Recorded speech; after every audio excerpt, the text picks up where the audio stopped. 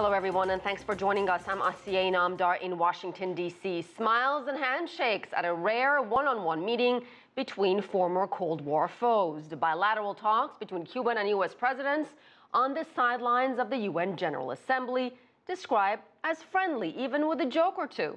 CCTV's Nathan King starts off our coverage from New York. Hi, Nathan. Hi, Asa. Yeah, the joke was about the heights of the two presidents. Barack Obama's very tall, Raul Castro quite short. Maybe a metaphor for the power imbalance between the United States and Cuba going back decades. But they've found time to joke. Their handshake, by the way, lasted 3 times as long between US President Barack Obama and Vladimir Putin just less than 24 hours before. But behind the scenes, of course, lots to talk about, and the relationship is far from perfect. Just a year ago, they were sworn enemies. Now they seem like old friends.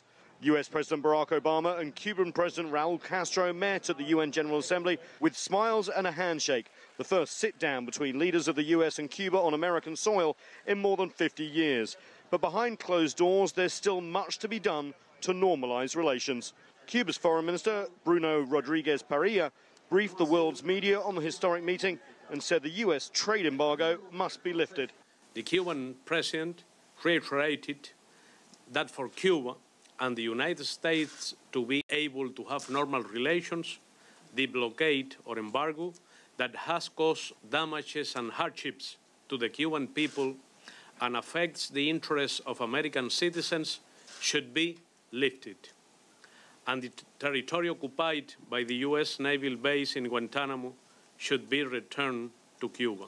While the US president was able to restore diplomatic relations and reopen the embassy in Havana, lifting the trade embargo will require an act of the US Congress, and that is not likely anytime soon. But travel and other restrictions are being eased, and the US is sending its Commerce Secretary to Cuba for talks next week on re-establishing business ties. For 50 years, the United States pursued a Cuba policy that failed to improve the lives of the Cuban people. We changed that. In his speech to the United Nations, President Obama admitted US-Cuba policy had been wrong for 50 years, with the first anniversary of the diplomatic breakthrough nearing. Ending years of hostility will not happen overnight.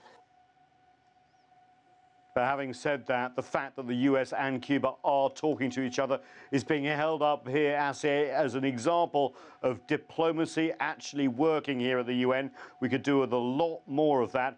Maybe foes around the world and regions around the world that have been split for decades, like the US and Cuba, could learn a lesson or two. Well, that's the word in the halls here at the UN General Assembly.